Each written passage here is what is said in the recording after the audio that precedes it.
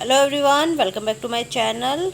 आज हम बात करेंगे एडोलसेंस की। ठीक है, जैसे कि हमने देखा था कि हमारा पहली स्टेज क्या थी, प्रीनेटल थी। ठीक है, प्रीनेटल। और दूसरी स्टेज थी हमारी इन्फेंसी। थर्ड स्टेज थी हमारी चाइल्डहुड, अर्ली चाइल्डहुड। सेकंड फिर उसके बाद थी लेट चाइल्डहुड, फिर है हमारी एडोलसेंस। ठीक है, तो आज हम क्या बात करने वाले हैं, एडोलसेंस पे डिस्कशन करने वाले हैं, जो हमारे एग्जाम पॉइंट ऑफ व्यू से इंपॉर्टेंट टॉपिक्स है। ठीक है, तो एडोलसेंस क्या होता है, एडोलसेंस में जो हमारे एज ग्रुप है वो 12 ईयर से लेकर के 18 ईयर तक की एज ग्रुप हमारी एडोलसेंस में होती है। ठीक है, तो इसमें क्या है आपका, ये आपका प्यूबर्टी टू एडल्टहुड। ठीक है, प्यूबर्टी टू एडल्टहुड तक की एज हमारी क्या कहलाती है, एडोलसेंस कहलाती है। प्यूबर्टी का मतलब क्या है, प्यूबर्टी का मतलब है जब आपकी जो स्टेज है वो आप मिच्योर हो रही है आपकी बॉडी। ठीक है, रिप्रोडक्शन के लिए आपकी बॉडी जो है वो मिच्योर हो रही है। ठीक है, हार्मोन्स हो रहे हैं, बढ़ रहे हैं, आपके हार्मोन सीक्रेट हो रहे हैं, जिसके चलते आपकी बॉडी जो है रिप्रोडक्शन के लिए क्या हो रही है, मिच्योर हो रही है। तो उसे हम क्या बोलते हैं, उसे हम प्यूबर्टी बोलते हैं। ठीक है, जब लड़कियों में आप देखोगे गर्ल्स में आपको मेंस्ट्रुएशन साइकिल स्टार्ट हो जाती है। ठीक है, और इसके अलावा ब्रेस्ट डेवलपमेंट, हिप डेवलपमेंट, ये सारे पोर्शन जो है आपके बॉडी के पार्ट जो हैं वो बढ़ने लगते हैं। मेल्स में, लड़कों में क्या होता है, आपका स्पर्म्स मेच्योर होने लगते हैं। तो ये सब किस में आएगा, प्यूबर्टी में आएगा। ठीक है, तो प्यूबर्टी से लेकर एडल्टहुड तक की स्टेज को हम बोलते हैं 12 टू 18 ईयर की होती है। सेकंड ग्रोथ स्पॉट है ये। सेकंड ग्रोथ स्पॉट का मतलब है सबसे तीव्र गति से होने वाली है। ठीक है, हमारे पूरे लाइफ स्पैन में, पूरे जीवन काल में हमारे पास दो स्टेजेस ऐसी हैं जिसमें हम सबसे ज़्यादा बढ़ते हैं। ठीक है, सबसे तेज़ वृद्धि से हमारी जो है बॉडी बढ़ती है। ठीक है, ग्रोथ स्पर्ट सबसे पहली, इसके अंदर इसकी दो स्टेजेस हैं। पहली स्टेज है हमारी इन्फेंसी। ठीक है, लाइफ स्पैन में जो इन्फेंसी स्टेज है, बर्थ से लेकर के 3 ईयर तक की। ठीक है, इसमें हमारा जो बॉडी है वो सबसे ज़्यादा आपका बढ़ता है। फिर आपका एडल्टहुड, चाइल्डहुड में थोड़ा कम हो जाता है, ग्रोथ होती है लेकिन थोड़ी कम स्पीड से होती है। ठीक है, उसके बाद फिर एडोलसेंस में जो आपकी ग्रोथ है वो दोबारा से क्या हो जाती है, शूट अप हो जाती है। दोबारा से तेज़ी से आपके एडोलसेंस जो है उसमें ग्रोथ जो है वो बढ़ने लगती है। ठीक है, इसको बोलते हैं सेकंड ग्रोथ स्पॉट। इसलिए क्या है, हमारी सेकंड ग्रोथ स्पॉट है। फर्स्ट ग्रोथ स्पॉट हमारी क्या थी, फर्स्ट ग्रोथ स्पॉट हमारी इन्फेंसी थी। सेकंड ग्रोथ स्पॉट हमारी एडोलसेंस है, क्योंकि आप देखो एडोलसेंस में एकदम से आपकी पूरी बॉडी जो है तेज़ी से बढ़ना शुरू हो जाती है। आपकी जो बॉडी, फीमेल का जो शेप है वो बिल्कुल महिलाओं जैसा बॉडी जो है आपकी फीमेल जैसी हो जाती है, और मेल्स का शेप जो है मेल जैसा हो जाता है। ठीक है, तो ये क्या है, फीमेल। अब इसमें ना हमारे पास दो है, एक तो फीमेल सेक्स हार्मोन है और मेल सेक्स हार्मोन्स है। ठीक है, अब फीमेल सेक्स हार्मोन्स में आपके कौन कौन से हार्मोन सीक्रेट होते हैं, एक तो एस्ट्रोजन होता है, एक प्रोजेस्टेरॉन होता है। ठीक है, दो हार्मोन जो है फीमेल में सीक्रेट होता है, फीमेल बॉडी में, एस्ट्रोजन और प्रोजेस्टेरॉन। ठीक है, और दूसरा मेल में कौन सा सेक्स हार्मोन होता है, टेस्टोस्टेरोन होता है, एग्जाम में आते हैं। ठीक है, एस्ट्रोजन और प्रोजेस्टेरॉन हमारा किसका है, फीमेल का है, और टेस्टोस्टेरोन हमारा किसका है, मेल का है। ठीक है, physical growth plus psychological change culminating in sexual maturity. ठीक है, अब इसमें क्या है, इसमें आपका क्या क्या आता है, तो आपकी फिजिकल ग्रोथ आपकी अच्छी होगी। ठीक है, शारीरिक विकास आपका अच्छा होगा, साइकोलॉजिकल चेंज आपके अंदर आएंगे, और सेक्शुअल मेच्योरिटी होने लगती है आपके एडोलसेंस में। ठीक है, शरीर बढ़ने लगेगा, लंबाई चौड़ाई, बॉडी का स्ट्रक्चर, आपका स्केलेटन सब आपकी ग्रोथ करेगी। साइकोलॉजिकल चेंज आते हैं। साइकोलॉजिकल चेंज मतलब आपके सोचने समझने में चीज़ों, जैसे कि हमने देखा था प्याजे की थ्योरी में, हम फॉर्मल स्टेज में किस होते हैं, आपके एडोलसेंस में होते हैं, तो आपका ब्रेन जो है वो और भी ज़्यादा डेवलप हो जाता है, सोचने का तरीका बदलने लगता है। आप देखोगे एडोलसेंस बच्चों को पसंद नहीं होता है कि वो वो अपने फैमिली मेम्बर्स के साथ बैठे हुए, दोस्तों के साथ टाइम स्पेंड करना ज़्यादा पसंद होता है। तो वो क्या है, साइकोलॉजिकल चेंज आते हैं। ठीक है, अब जो अगर हम देखें तो फीमेल में जो आपकी स्टार्ट होती है वो 10 टू 11 ईयर में होती है, और एंड हो जाती है आपकी 15 टू 17 ईयर तक। ठीक है, एडोलसेंस आपकी कब स्टार्ट होगी, आपकी प्यूबर्टी स्टार्ट हो जाएगी 10 टू 11 ईयर में, और 15 टू 17 ईयर में जो 17 ईयर तक जितनी ग्रोथ आपकी होनी होती है हो जाती है। ठीक है, हम यहाँ ग्रोथ की बात कर रहे हैं, डेवलपमेंट की बात नहीं कर रहे हैं। ग्रोथ क्या है, आपका शारीरिक डेवलपमेंट है। ठीक है, मेल में यही है, 11 टू 12 ईयर में होती है ये। ठीक है, मेल में 11 टू 12, मेल में जो आपका ग्रोथ है वो फीमेल से थोड़ा पीछे चलती है। ठीक है, मतलब कि लड़कियां जो है 11-12 साल में यंग होने लगेंगी। ठीक है, मेच्योर होने लगेंगी। लड़के 11-12 साल में होंगे। ठीक है, लड़कियां 10-11 साल में होने लगेंगी, लड़के 11 से 12 साल के बीच में लड़के होंगे। ठीक है, तो थोड़ा लेट मेच्योर होते हैं लड़के। ठीक है, और जो एंड है ये 16 टू 17 ईयर में हो जाती है बॉयज़ की। ठीक है, 16 to 17 ईयर में जो उनका मेच्योरिटी होनी होती है बॉडी की वो हो जाती है, ठीक है। फिर है इसमें अब हमारे पास दो टर्म्स है इसमें, एड्रिनल ग्लैंड्स और सेक्स ग्लैंड्स, ठीक है। ये दोनों क्या हो जाती है, मेच्योर हो जाती हैं, ठीक है। एड्रिनल ग्लैंड्स में क्या है, एड्रीनार्की, और सेक्स ग्लैंड जो है वो हम क्या करता है, सेक्स हार्मोन को रिलीज करता है। ये दोनों मेच्योर होते हैं, तो मेच्योर होने के साथ ही क्या होता है, बॉडी में चेंजेस आने शुरू होते हैं। हम भी, हमारी बॉडी भी क्या होने लगती है, मेच्योर होने लगती है। फीमेल में फीमेल वाले चेंजेस और मेल्स में मेल वाले चेंजेस शुरू हो जाते हैं, क्योंकि एड्रिनल ग्लैंड्स और जो सेक्स ग्लैंड्स है वो आपकी क्या होने लगती हैं, मेच्योर होने लगती हैं, युवा होने लगती है, बढ़ने लगती हैं, ठीक है। फिर सेक्स ग्लैंड मेच्योरेशन प्रोसेस को हम क्या बोलते हैं, गोनार्की हम इसे बोलते हैं, ठीक है। गोनार्की बोलते हैं हम इसे किसको, जब हमारी सेक्स ग्लैंड जो है वो मेच्योर होने लगती है, ठीक है। तो इस प्रोसेस को हम क्या बोलते हैं, गोनार्की हम इसको बोलते हैं, ठीक है।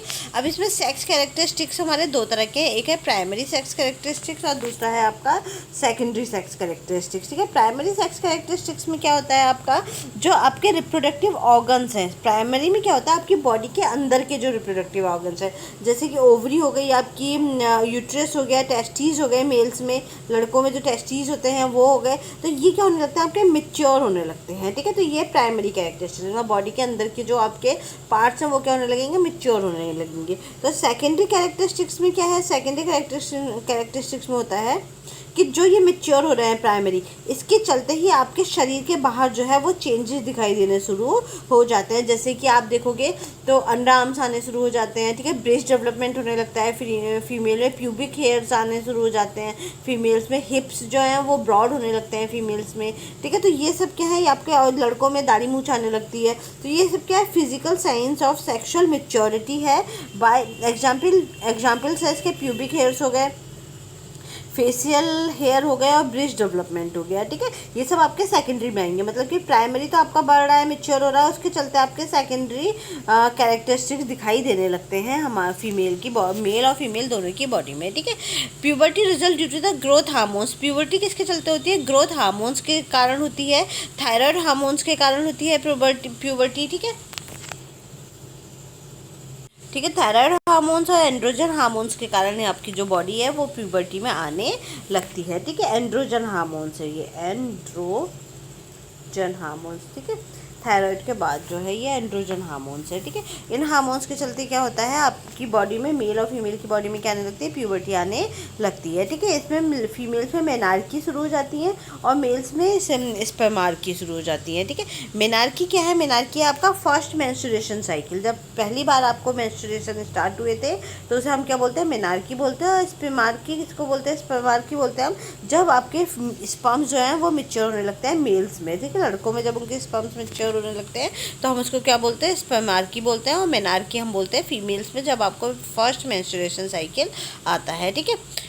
इतना समझ में आ गया, ठीक है। तो ये क्या है, ये आपके प्यूबर्टी चेंजेस हैं सारे जो आपकी बॉडी में होते हैं। इसके बाद फॉर्मल ऑपरेशनल स्टेज है, ये हमने देखी थी जब हमने प्याजे की थ्योरी पढ़ी थी, ठीक है। तो प्याजे की थ्योरी में इतने तो हमारे फिजिकल चेंजेस हुए हैं यहाँ तक। तो अब हमारा जो कॉग्निशन में चेंज होगा, हमारे जो दिमाग में चेंज होगा, हमारा सोचने समझने की क्षमता में जो चेंजेस आएंगे तो उसको हम क्या बोलते हैं, उसे हम बोलते हैं फॉर्मल ऑपरेशनल स्टेजेस, ठीक है। तो इसमें क्या है आपका, अगर आप देखो फॉर्मल ऑपरेशनल स्टेजेस में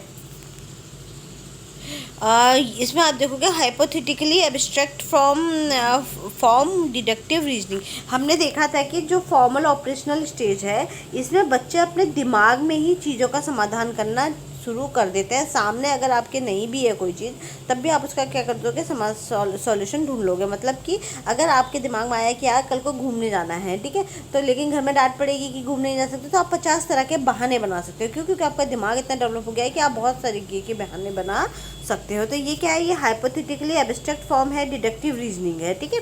तो ये इसके डिडक्टिव रीजनिंग आपके आने लगती है, ये चीज़ें आपके दिमाग में आने लगती है। अटेंशन आपका बढ़ जाएगा, ठीक है। Increase selective attention, selective attention का मतलब है जिस चीज़ में आप चाहते हो उसमें अच्छा अटेंशन आप दे सकते हो। Increase divided attention, by attention due to और मोर, पे अटेंशन टू और मोर स्टिमुलस, मतलब कि आप क्या कर सकते हो, ज़रूरी नहीं है कि आप एक ही चीज़ पे एक साथ ध्यान दो, आप एक से ज़्यादा चीज़ों पे भी एक साथ ध्यान दे सकते हो, ठीक है। आपका दिमाग इतना डेवलप हो गया है कि आप एक से ज़्यादा चीज़ों पे भी आप ध्यान दे सकते हो जिनको आप पसंद करते हो, ठीक है। मेमोरी हो गया, मेमोरी में आपकी मेमोरी याददाश्त आपकी बढ़ जाएगी, ठीक है। Working and long term memory दोनों बढ़ जाएंगे। वर्किंग में क्या है, 2+2=4 एकदम से आपके दिमाग में आ जाएगा। जो आप काम कर रहे हो तो फटाफट कर सकते हो, आपका ब्रेन जो है इतना एक्टिव है कि आपको आपको, जैसे मैं बोल रही हूँ तो मैं फटाफट बोल सकती हूँ, क्यों? क्योंकि मेरी वॉकिंग मेमोरी अच्छी है, मुझे याद आता जा रहा है टॉपिक और मैं बोलते जा रही हूँ, ठीक है। तो इसके अलावा लॉन्ग टर्म मेमोरी है, जो बहुत समय तक आपके दिमाग में चीज़ें स्टोर रहती हैं। इंक्रीज प्रोसेसिंग स्पीड, आपकी प्रोसेसिंग स्पीड भी बढ़ जाएगी, दिमाग में एकदम आइडियाज़ आने लगेंगे, ठीक है। Store in organised way in brain quality, और ब्रेन क्वालिटी में ऑर्गेनाइज्ड वे में आप क्या करोगे, चीज़ों को स्टोर कर सकते हो, आप अपने दिमाग में चीज़ों को अच्छे से स्टोर कर सकते हो, ठीक है। तो ये तो प्याजे की थ्योरी में भी पढ़ा था हमने। फॉर्मल ऑपरेशनल स्टेज किसका है, ये प्याजे की थ्योरी का है, ठीक है। इसके बाद है मेटाकॉग्निशन। मेटाकॉग्निशन हमारा कब स्टार्ट होता है, एडोलसेंस में ये स्टार्ट होता है, ठीक है। मेटाकॉग्निशन एक कॉन्सेप्ट है जिसमें हम जो सोच रहे हैं, जो भी सोचते हैं उसके बारे में भी सोच सकते हैं। मतलब कि मैं ये सोचूं कि अच्छा मुझे ये काम करना है, तो ये काम कैसे करना है, इसको करूँगी तो क्या होगा। तो ये क्या है, जब आप जो चीज़ सोचते हैं, थिंक अबाउट थिंकिंग, ठीक है। जो चीज़ आप सोचते हैं उसके बारे में भी जब आप सोच सकते हो, ठीक है। तो आपका ब्रेन इतना डेवलप हो गया, हर चीज़ के कॉन्सिक्वेंसेस के बारे में भी आप सोच सकते हो, हर चीज़ के जो उसका रिजल्ट आएगा उसके बारे में आप सोच सकते हो, जो सोच रहे हैं उसके बारे में सोचना, ठीक है। एबिलिटी टू प्लान अहेड, ठीक है, आगे की प्लानिंग करना। See the future consequences of an action, provide alternative, ठीक है। फ्यूचर कॉन्सिक्वेंसेज के जो एक्शन, जो भी आप एक्शन ले रहे हो उसके क्या फ्यूचर कॉन्सिक्वेंसेज हो सकते हैं, क्या उसके फ्यूचर में उसका असर पड़ेगा, ये सब चीज़ें हम किस में देखते हैं, मेटाकॉग्निशन में देखते हैं। तो एडोलसेंस में हमारा मेटाकॉग्निशन भी बहुत अच्छा हो जाता है, ठीक है। मेंटल हेल्थ एडोलसेंस में हमारे पास 4 तरह की मेंटल हेल्थ प्रॉब्लम्स आपको एडोलसेंस में देखने को मिलेगी। एंजाइटी डिसऑर्डर बहुत देखने को मिलता है बच्चों में, ठीक है। जो एडोलसेंस है 12 से 18-20 साल तक के बच्चे, उनमें आपको एंजाइटी डिसऑर्डर देखने को मिलेगा। एक तो excessive uneasiness, worry and fear, आपको पता ही है एडोलसेंस में, आपको सब पता है, बॉडी बड़ी होने लगती है, ठीक है। बॉडी में आपके चेंजेस आने लगते हैं, सेक्सुअल डिज़ायर बढ़ने लगती है। इसके अलावा आपको फैमिली मेम्बर्स के साथ आपको टाइम स्पेंड करना उतना पसंद नहीं होता है जितना आपको अपने फ्रेंड्स के साथ पसंद होता है, ये सब चीज़ें आपको पता ही है, ठीक है। तो एंजाइटी डिसऑर्डर है excess uneasiness, worry and fear, ठीक है। इसमें आपको बहुत ज़्यादा अनईजीनेस देखने को मिलेगी, ठीक है। डर रहेगा, एक खौफ रहेगा, चिंता रहेगी, ये सब चीज़ आपको इसमें देखने को मिलती है। एडोलसेंस में सब बहुत होता है। एंजाइटी डिसऑर्डर हो गया आपको, एंजाइटी डिसऑर्डर, घबराहट, एंजाइटी, ये सब देखने को मिलेगा। पोस्ट ट्रॉमेटिक स्ट्रेस डिसऑर्डर, ठीक है, डर की जो स्ट्रेस के चलते जो आपको पोस्ट ट्रॉमेटिक कुछ आपके साथ बुरा हो गया तो उसके बाद और भी ज़्यादा स्ट्रेस आपको देखने को मिलेगा, ठीक है। सोशल एंजाइटी डिसऑर्डर, लोगों से मिलने में आपको डर लगेगा, ये जनरली एडोलसेंस में ये प्रॉब्लम्स देखने को मिलती हैं, ठीक है। Obsessive compulsive disorder and phobia, ठीक है, ये सब बीमारियां हैं। ऑब्सेसिव कंपल्सिव डिसऑर्डर और फोबिया, फोबिया मतलब किसी चीज़ से डरना, ठीक है। ऑब्सेसिव कंपल्सिव डिसऑर्डर, इसमें भी ये होता है किसी एक पर्टिकुलर चीज़ में, जैसे कि मैं बहुत अच्छी हूँ तो मैं ही अच्छी हूँ, ठीक है, और किसी की सुननी ही नहीं। तो ये सब आपको देखने में ये वाली प्रॉब्लम्स इसमें देखने को मिलती है एडोलसेंस में, ठीक है। आपको देखोगे आप एडोलसेंस से अगर आप कोई बात कर रहे हो तो ना बहुत गुस्सा आ जाएगा, आप उनसे बोलोगे यार घूमने क्यों जा रहे हो, तो इस बात पर ये बहुत लड़ाई कर देंगे वो, ठीक है। क्यों? क्योंकि एडोलसेंस में थोड़ा ये सारी प्रॉब्लम देखने को मिलती है। एक तो वो फिजिकली बड़े हो रहे होते हैं, उन्हें समझ में ही नहीं आ रहा होता कि हम बड़े हो रहे हैं, घर वाले उन्हें कंट्रोल करने की कोशिश करते हैं और उनकी जो बायोलॉजिकल नीड्स है, जो ब्रेन है, वो उनको सब कंट्रोल से बाहर रहने की कोशिश करता है, फ्रीडम उन्हें पसंद होती है। तो इसके चलते जो कॉन्फ्लिक्ट्स आते हैं उससे और भी ज़्यादा प्रॉब्लम देखने को मिलती है, ठीक है। फिर अटेंशन है, अटेंशन में क्या देखने का, अटेंशन डिफिसिट हाइपर एक्टिविटी देखने को मिलता है। मतलब चीज़ों पे बहुत ज़्यादा ही क्या वो कॉन्सेंट्रेशन नहीं कर पाते हैं। इम्पल्सिविटी देखने को मिलेगी। इंटरफेयर विद डेली फंक्शनिंग और डेवलपमेंट, मतलब कि आपका इतना ज़्यादा अटेंशन डिफिसिट हाइपर एक्टिविटी और इम्पल्सिविटी देखने को मिलेगी कि ये आपकी जो डेली लाइफ है और डेवलपमेंट है उस पर भी इफेक्ट डालने लगेगा, ठीक है। तो जनरली देखा होगे आप, ये देखो इस एज में लड़के या लड़कियाँ कुछ अलग ही हाइपर एक्टिव, बहुत ही एक्सट्रीम एक्टिविटीज़ करती है। मतलब हाइपर एक्टिविटी मतलब अलग ही तरीके का पागल सा बिहेवियर उनका देखने को मिलेगा, ठीक है। एनोरेक्सिया नर्वोसा है, ये आपका एनोरेक्सिया नर्वोसा आपको पता ही है, इसमें क्या होता है, आप खाना खाना बिल्कुल छोड़ देते हो। एनोरेक्सिया नर्वोसा में क्या होता है, आप खाना खाना छोड़ देते हो ये सोच के कि हम मोटे हो रहे हैं, ठीक है। जब भी आप टीवी में देखो शीशे में अपने आप को देखोगे, मिरर में जब भी आपने देखा, आपको ऐसा लगेगा कि अरे यार मैं कितनी मोटी होती जा रही हूँ, ठीक है। तो ये क्या है, एनोरेक्सिया नर्वोसा के सिम्टम है। तो इसको हम बिंज पर्ज एनोरेक्सिया भी बोलते हैं इसे। इसका मतलब क्या, आप खाना खाना बिल्कुल ही छोड़ देते हो, ठीक है, खाना खाना बिल्कुल छोड़ देते हो, ठीक है। और आप जब भी एक भी रोटी खाओगे, एक भी बाइट खाते हो, तो आपको ऐसा लगता है कि हम कितने मोटे हो रहे हैं, तो आप खाना खाना बिल्कुल छोड़ देते हैं, जिससे आप बिल्कुल कंकाल जैसे हो जाते हो, ठीक है। और क्योंकि एडोलसेंस है, एडोलसेंस की एज क्या है, आपकी पूरी बॉडी बन रही है, आपकी हाइट बन रही है, आपकी कैल्शियम आपकी बॉडी में आ रहा है, तो सबसे ज़्यादा ग्रोथ हो रहा है। लेकिन अगर आप खाना ही नहीं खाओगे तो आपकी बॉडी कैसी हो जाएगी, ठीक है। तो ये एनोरेक्सिया नर्वोसा के सिम्टम्स है। इसमें आपको देखते ही ऐसा लगेगा, लड़की जनरली लड़कियों में ज़्यादा देखने को मिलता है ये। लड़कियां ये देखेंगी, अपने आप को नहीं लगेगा कि मैं कितनी मोटी हो रही हूँ, तो धीरे धीरे धीरे धीरे करके खाना ही खाना छोड़ देती हैं, जिससे वो बिल्कुल पतली कंकाल जैसी हो जाती है। फिर भी उन्हें ऐसा लगता है कि हम बहुत मोटे हो रहे हैं, ठीक है। तो ये एनोरेक्सिया नर्वोसा वाली प्रॉब्लम देखने को मिलती है। दूसरा है बुलिमिया नर्वोसा। बुलिमिया नर्वोसा, देखो एनोरेक्सिया में तो खाते ही नहीं है खाना जड़ से ही, ठीक है, बिल्कुल खाना बंद ही कर देगी। बुलिमिया नर्वोसा में क्या होता है, खाऊंगी खूब, लेकिन किसी ना किसी तरीके से जो भी मैंने खाया है उसको निकालने की कोशिश करूँगी। या तो मैं बहुत ज़्यादा एक्सरसाइज करूँगी, मैंने खूब आज 10 रोटी खाई, पेट भर के खाया, जम के खाया, एक्सेस खाया, उसके बाद मैंने बहुत मुश्किल, फिर मैंने इतनी एक्सरसाइज की, बेहोश होने लग गई कि सारा जो भी खाया है निकल जाए, या फिर वॉमिटिंग करने लगूँ, मैं अपने गले में हाथ डाल के क्या करने लगूँ, वॉमिटिंग करने लगूँ, खाना सारा बाहर निकालने की कोशिश करूँ जो भी मैंने खाया है। तो ये क्या है, बुलिमिया नर्वोसा के सिम्टम है। इसमें एक्सेसिव ईटिंग होती है, बहुत ज़्यादा खाते हैं हम, और फिर उनको जो भी हमने खाया उसे किसी ना किसी मेथड से बाहर निकालने की कोशिश करते हैं, ठीक है। आप कोई पिल्स भी ले सकते हो, इस तरीके की पिल्स कि आपके जो स्टूल्स हैं सारा वो लोग पिल्स भी ले लेते हैं कि स्टूल्स के साथ सारा खाना निकल जाए, ठीक है। तो ये सब क्या है, ये सारे डिसऑर्डर्स हैं जो एडोलसेंस में देखने को मिलते हैं। ये जनरली एडोलसेंस की एज में देखने को मिलता है, एनोरेक्सिया नर्वोसा और बुलिमिया नर्वोसा, ठीक है। दूसरा है मर्सिया की थ्योरी है। मर्सिया की थ्योरी है ये आपकी एडोलसेंस की, ठीक है। मर्सिया ने ये थ्योरी दी थी एडोलसेंस की। ये है आपकी ये जो हमारी मर्सिया की थ्योरी है अचीवमेंट ऑफ आइडेंटिटी, ठीक है। अचीवमेंट ऑफ आइडेंटिटी की थ्योरी है, लिखा नहीं है इसमें, ऑफ आइडेंटिटी, ठीक है। अचीवमेंट ऑफ आइडेंटिटी की थ्योरी है ये। आइडेंटिटी मतलब पहचान बनाना।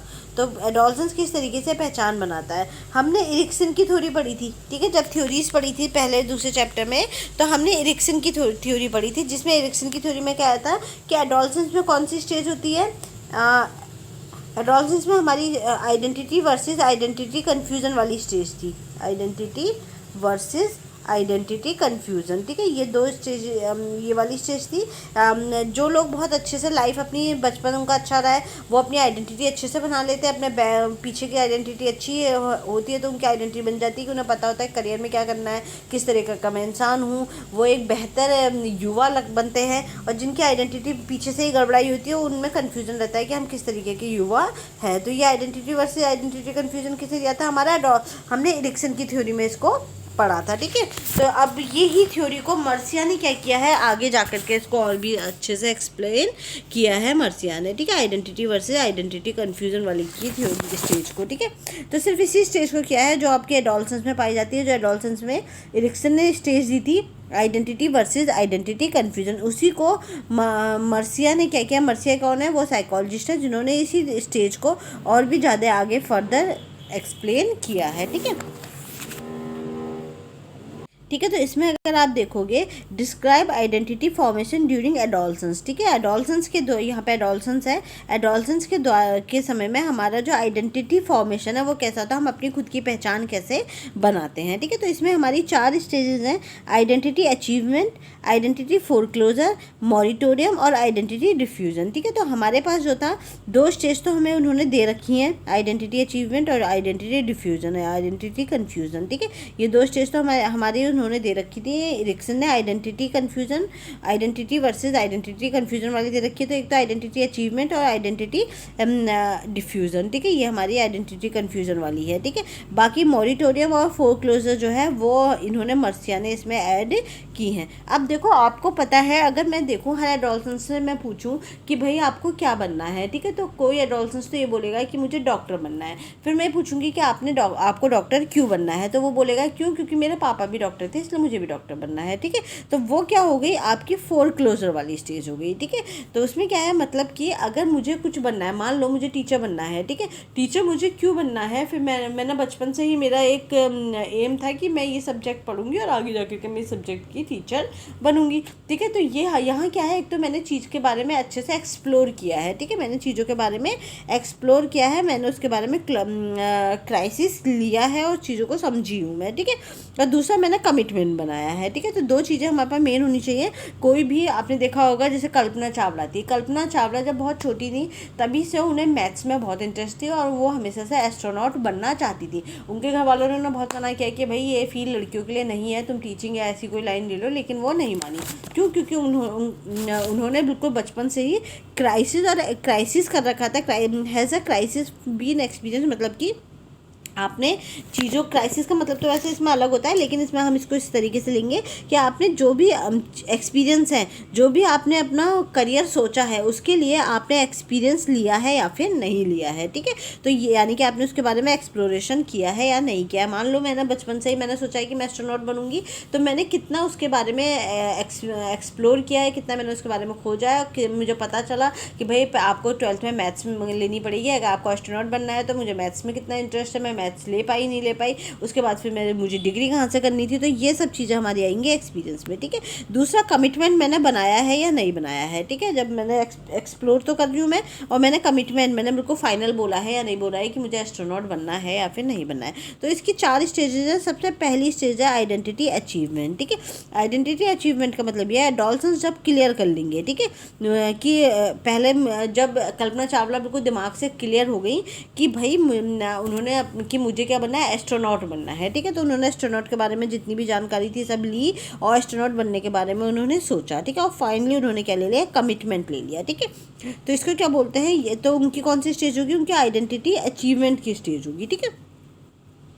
तो आइडेंटिटी अचीवमेंट का मतलब यह है, अपने एक्सप्लोरेशन भी किया है और कमिटमेंट भी कर लिया है आपने, ठीक है। एडोलसेंस में उनसे अगर 16-17 साल की उम्र में पूछा था कि आपको क्या बनना है, तो वो साफ कही थी कि मुझे तो एस्ट्रोनॉट बनना है, ठीक है। तो ये क्यों? क्योंकि उन्होंने अपना आइडेंटिटी अचीवमेंट कर लिया, उन्हें एस्ट्रोनॉट ही बनना था, ठीक है।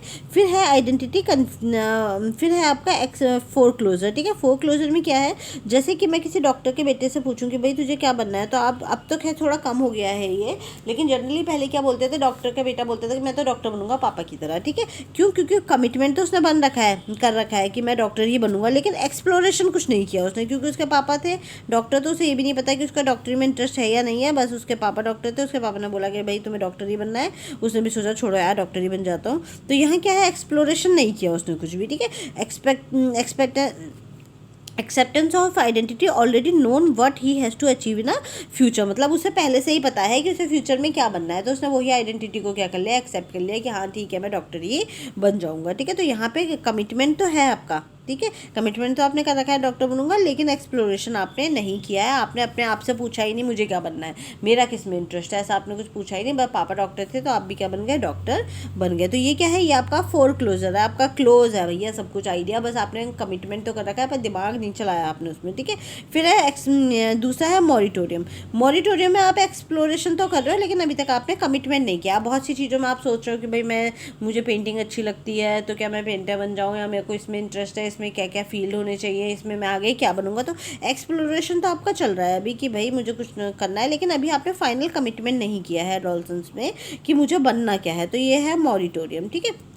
फिर नेक्स्ट है, ना तो आपने एक्सप्लोरेशन किया है ना ही आपने कमिटमेंट किया है, ठीक है। तो वो क्या आएगा, आइडेंटिटी कन्फ्यूजन है। ना तो आप खोजते, तो मैं अपने स्टूडेंट से पूछती हूँ आपको क्या करना है, तो एमएससी के स्टूडेंट को भी कुछ नहीं पता होता है कि उन्हें करना क्या है। तो वो क्या है, वो आइडेंटिटी कन्फ्यूजन है, उन्हें यही नहीं पता कि उन्हें करना क्या है। जबकि एमएससी करे हुए भी वो खाली घूम रहे हैं, उन्हें होश ही नहीं है कि वो फील्ड में क्या क्या कर सकते हैं, ठीक है। तो ये क्या है, ये आपका यहाँ पे एक्सप्लोरेशन भी नहीं कर रहे हो, ना तो उन्हें इंटरेस्ट है खोजबीन करने में कि उन्हें बनना क्या है आगे, ना ही वो कोई कमिटमेंट करने को तैयार है, बस शादी कर लेंगे, ठीक है।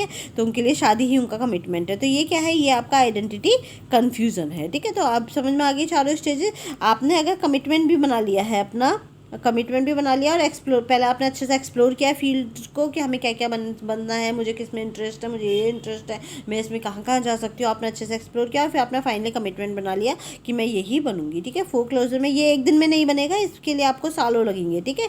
आप मान लो आपको 6 ईयर से किसी चीज़ में इंटरेस्ट है, ठीक है। तो आप लगभग 15 साल तक आप सोच ही रहे हो, 17-18 साल में आप कमिटमेंट बनाओगे, ठीक है। तो सालों की लंबी प्रोसेस के बाद आप कमिटमेंट बनाते हो, ठीक है।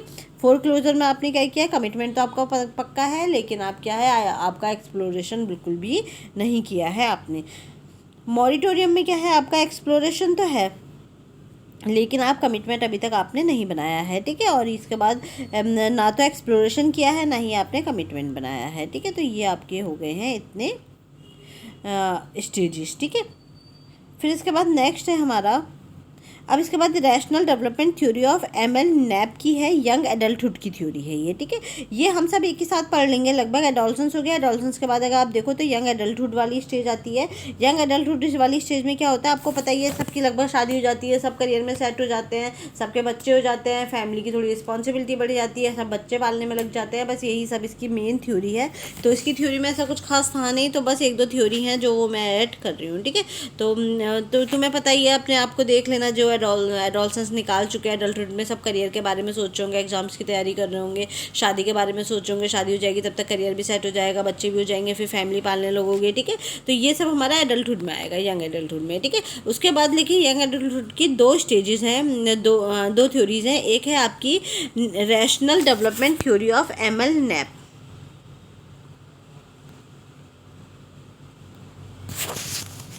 ठीक है, rational development theory of ML nap की, ठीक है। तो ये थ्योरी अभी कई बार आ भी रही है आजकल एग्जाम में, मैं देख रही हूँ ये वाली थ्योरी खूब देखने को मिल रही है, ठीक है।